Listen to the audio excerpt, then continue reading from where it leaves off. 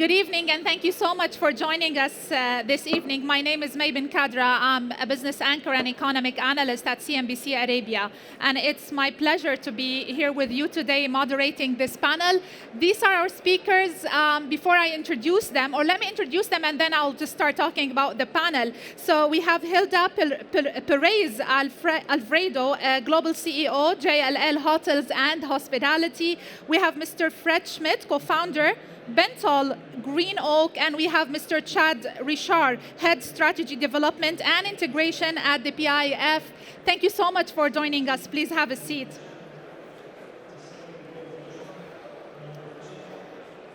So ESG and sustainable investing are at the top of the agenda in the financial industry. According to an emerging trends survey by PwC, 82% of investors consider ESG when making operational decisions. The impact on real estate players is significant, ranging from regulatory and tax topics to strategic planning and operational decisions. 3 years ago, some of these aspects were still up in the air. The pandemic has only accelerated developments and provided the need to act. So today in our panel, we're going to try to answer a couple of questions. How will the real estate market change between now and the year 2030? Why is it important to take climate change into account when making real estate investment decisions? And what are some of the benefits to considering ESG when buying or building real estate? I want to start with you, Gilda. And I want to mention a couple of figures before we start. 40% of global carbon dioxide emissions come from real estate, and that's according to UN. About 70% are produced by buildings, operations, and the rest come from the construction processes. Given that real estate already exists today, is it realistic to think about zero emissions? Well, first of all, thank you for having me. And thank you for those who are attending. I know it's really hard to hear, so I really appreciate it. It is very difficult. It is very difficult, but we don't have a choice. And so absolutely, you're getting pressures from the entire system. So you're getting pressure from the capital, the investors who are saying we need to be meeting these net zero carbon emission goals. You're getting pressure from the regulators. And in the case of hotels and other consumers, you're getting pressure from them. Now, what's very difficult to do is to navigate the system. There's no uniform taxonomy. Europe is ahead of the rest of the world. But even within Europe, even within country, every regulation is different. Now, I think one of the things that we need to note is a lot of people are saying, why don't we build new? Why don't we build something that just meets standards day one? And the reality is that the carbon footprint of building a new building versus retrofitting an old one is much higher. So you're better off retrofitting an older building. It's greater for the community. Again, it's part of this circular economy. It meets that ESG goal. So I'm sure we'll talk about the rest, but point being, it's really hard, but we don't have a choice. Of course. So you mentioned NEOM, and of course, PIF has been a great supporter with the vision of building a more sustainable economy and a sustainable city. When we talk about the support that PIF has given to the real estate sector in Saudi Arabia, it's huge. But to what extent are you also focusing on building a sustainable real estate sector? What are the initiatives taken by the PIF to reach this target? Sure. Thank you, May, and thank you all. First, the PIF is investing massively in the real estate sector. Of the $3 trillion that we'll be investing over the next decade, almost $1 trillion of it is dedicated solely to real estate, and largely in 4 projects alone. The benefit of these being greenfield projects is that we can build sustainability into them at their core, right? And so whether it be the net zero commitments from NEOM or Red Sea, sustainability is very much at the heart of the business model of these businesses. And we're thinking about real estate in new ways, right? Whether it be how we power and heat and cool these homes and developments. The Line is an excellent example of how we rethink how we live and work and play in a community that's far smaller, reducing the carbon footprint of travel and logistics associated with that. We also have, through our portfolio companies, we're developing 70% of the renewable energy that the kingdom will adopt, right? And so that integrating that into our real estate projects is key to how we will be able to do that as well. And thirdly, I think part of the ESG and the sustainability is also the affordable housing, right? And so enabling kind of more sustainable energy solutions for our all homes. And so we have a portfolio company called Tarshid that is accelerating the adoption of energy solutions, both in new homes and new facilities, as well as adoption and refurbishment of some brownfield ones as well. This is beautiful. And I want to go back to you, Fred, and I want to talk it from an investor point of view. And I want to consider the valuation of real estate. To what extent does the valuation today take into account ESG components? So, first of all, thank you for having me. It's very exciting to be here. From an investor standpoint, we have about $80 billion of AUM globally invested in real estate. And we always focus on ESG. I think we've been ranked the first in our peer group in 2020 for ESG. The issue really is in, when we're buying older buildings, it's the amount of capital expenditure you need to spend to, get new mechanical systems, engineering systems.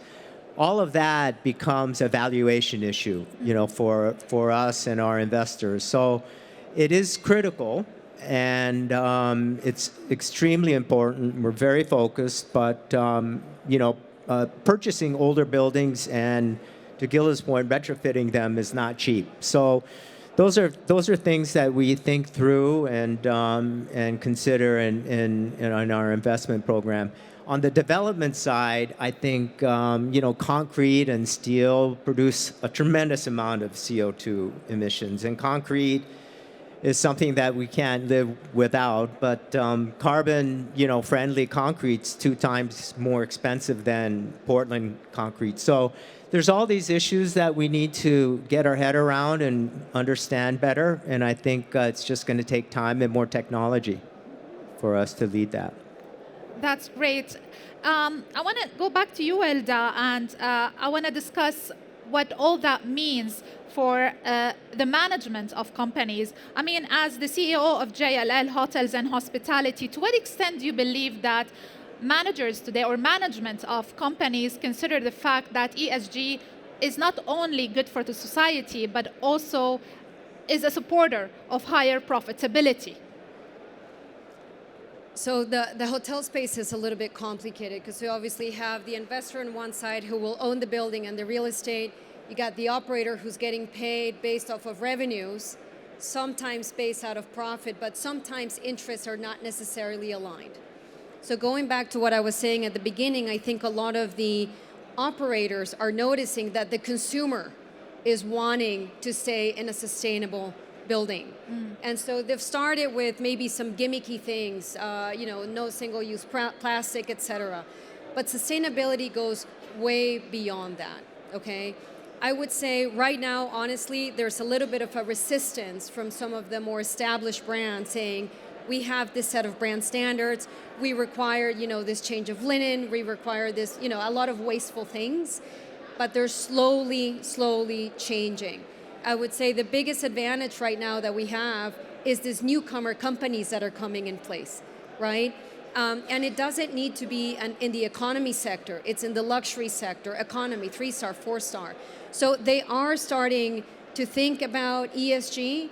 And the other aspect I think it's important for us to note is hotels or hospitality is one of the largest employers of people worldwide, right? The S bit of it is extremely critical. Yes. And so, offering a dignified job security, good wages, etc. When you have inflation facing you, we're at a bit of a conundrum.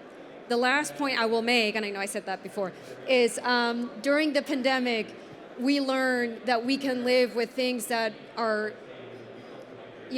we can live with less, or there's more things, there are things that are more important.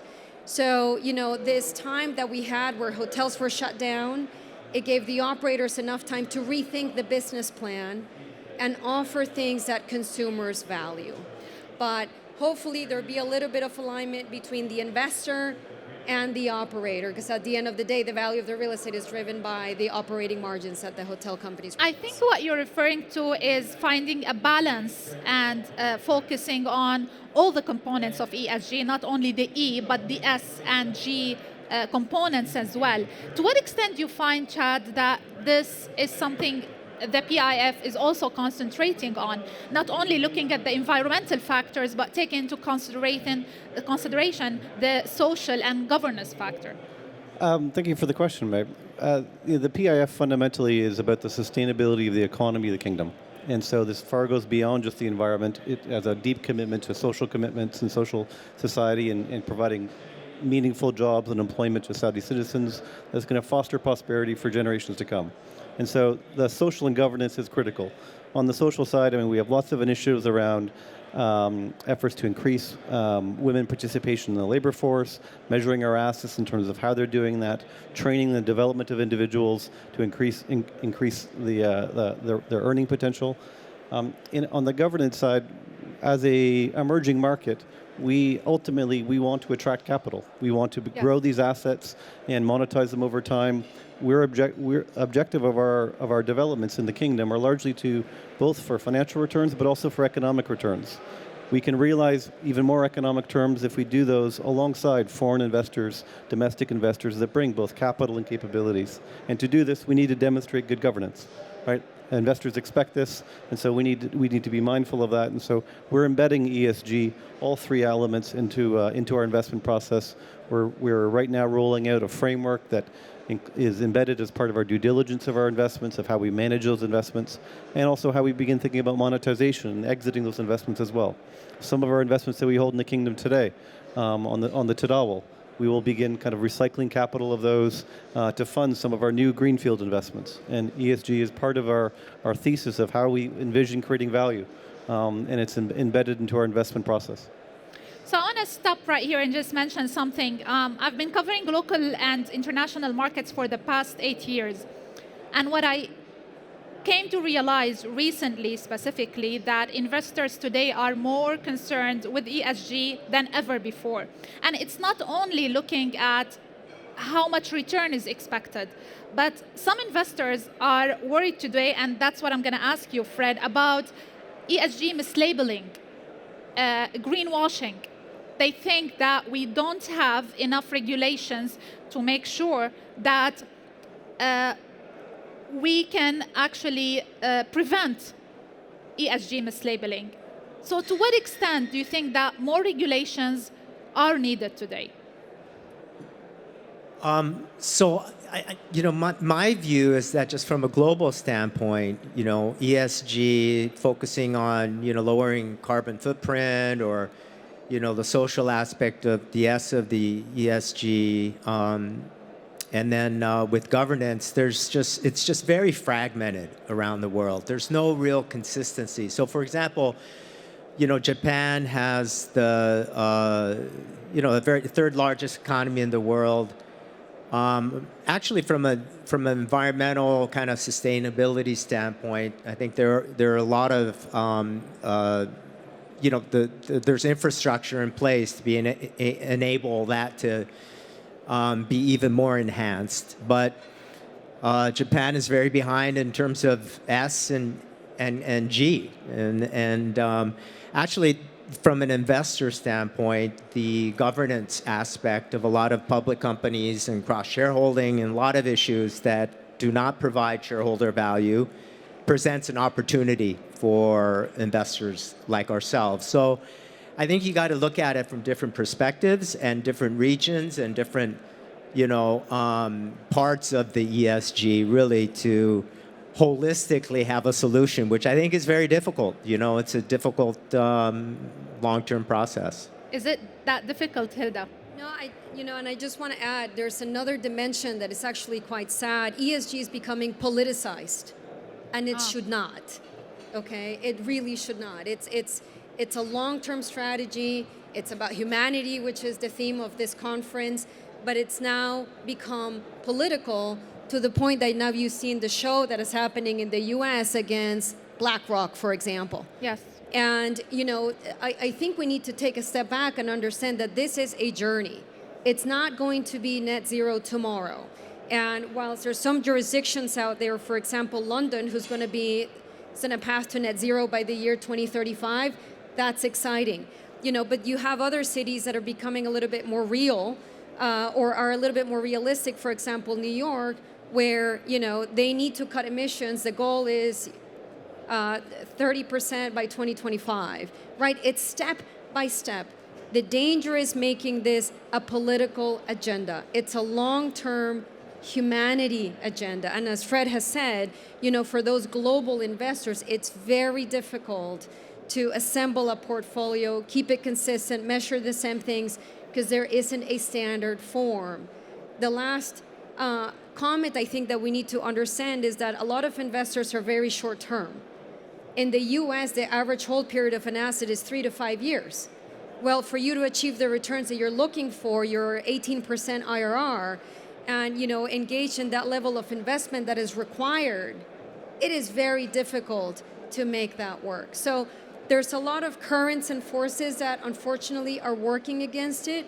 And I think we, as a global population, need to realize that this is a very long-term goal and that there's steps in the interim, similar to, I guess, the approach that the PIF is taking. Yeah, and that's what I want to ask you, Chad. How can governments kind of balance between building a sustainable economy and at the end making this topic a more social topic rather than a political topic? So I think in the case of the Kingdom and the PIF in particular, there's a deep interconnectedness between being the steward of the national wealth, growing that wealth for multiple generations in the future, and the sustainability of our economy and our planet. Like the two are inextricably linked. And so our adoption of ESG and the connection about how we think about our assets and their long-term value, we genuinely believe this is not about ticking a box or complying with public pressure. I mean, the PIF doesn't have pension contributors like other institutional investors have. There's no mandate to adopt ESG. Our adoption of ESG is integral to our belief of how we create value in the long term and prosperity for Saudi citizens. And so, and I think with a longer term view, people will begin to see that. Now, I recognize that there's a lot of media around kind of greenwashing and what have you. I think for the most part, this progress, it's natural. Right, it's highly fragmented. There's a period of experimentation. There's lots of success stories, some failures. Obviously, as with anything, there'll be a bit of mislabeling or some malpractice. Right, but over time, this will change. This will wash out. There will be more standards, more adoption, more capabilities in institutions to be able to ferret out what is real, what is not. And this is just part of the natural journey. Right, and I think we have to embrace it and continue to move and continue to learn and be agile in that way. Gilda, I want to go back to you and what Chad was just mentioning. Today, to build a more sustainable economy, a more sustainable real estate, even for real estate companies, they need financing. So how do you solve that? Well, actually, I think we should go back to Chad in that, because there's, you can issue green debt, green bonds. There's money for that. By the way, the estimates have it that by the year 2026, 20% of all global funds are going to be green funds. So there's money for that. It's accessible, but it has to be presented the right business plan. And I think this is where governments as well can help. 100%. Because they can support companies, real estate companies looking to, support a more sustainable real estate sector, right? Indeed. And so whether it be through both retail financing, but also, as we mentioned, we recently issued this green bond issuance. It was oversubscribed by a factor of 7. It was just a representation of the desire and demand of institutional investors around the world in emerging market green bonds. Right? Yes. Their citizens, their pension contributors, their investors are looking for this type of exposure. They want emerging market exposure, and they want to be investing in green bonds, right? And so to have green assets, and I mean, we're proud to say that the assets that we raised were the darkest of green. These are net zero plans. And so I think that this is going to proliferate, and as capital Yes. becomes increasingly available, other development projects are going to follow that and chase that Exactly. capital. That capital is going to be a lower cost, right? We're seeing kind of some of the implications in the oil markets today of underinvestment in infrastructure That's right. due to a hesitance to investing in more carbon intensive. The same positive effect will actually be we'll see in real estate and green development going forward. So I want to go to Fred with that point, just to mention a couple of figures. The global green bond market cumulative issuance has reached almost $2 trillion. So far, only in 2022, we're talking about 313 billion US dollars. And that shows that we have appetite from investors to be a part of this market, and as well as from companies and governments to issue that type of bonds. But Fred, my question to you is, to what extent do you believe green bonds can push us even farther and faster into a more sustainable economy, not only a real estate sector?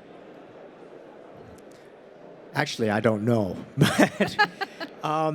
But joking, I mean, you know, I think it's always 2 steps forward and a half a step back, right?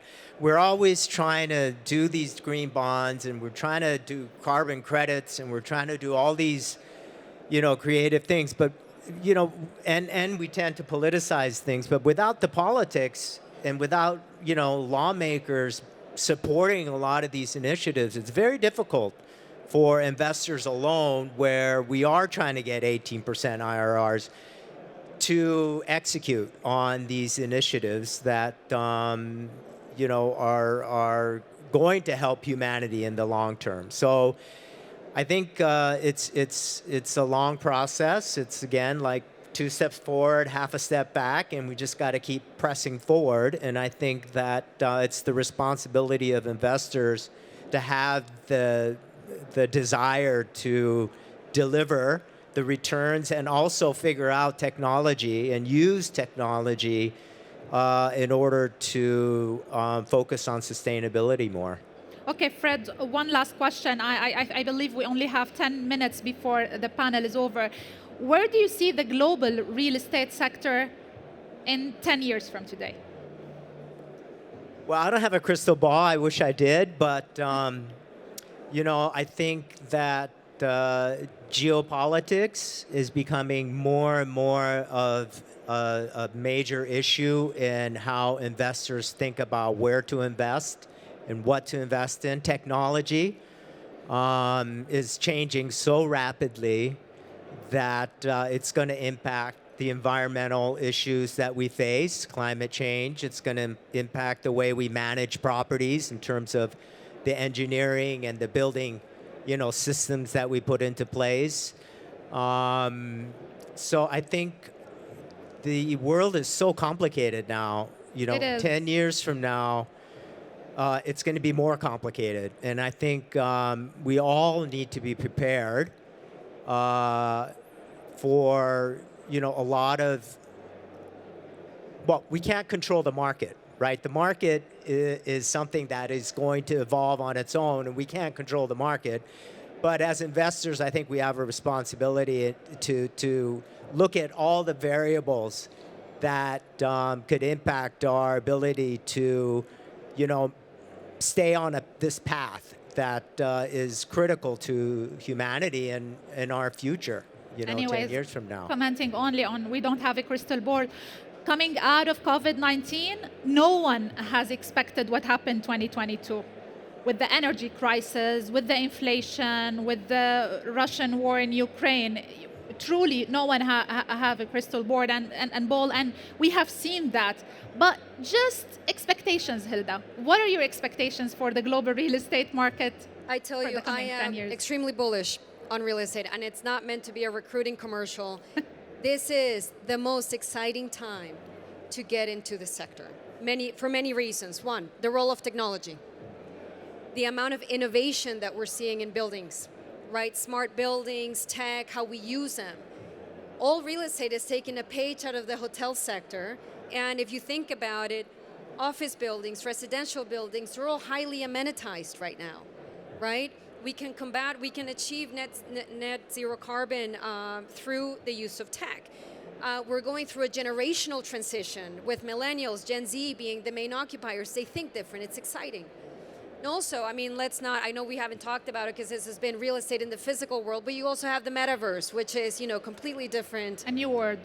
Different world, but there's real estate there, right? I find it really interesting. Also, what excites me is that, one, I think from a geopolitical or geoeconomics, as we were talking about it today, there's going to be a shift in the balance of power, and this region is going to take the main stage because things are happening here, okay? The whole country is behind it. Yes.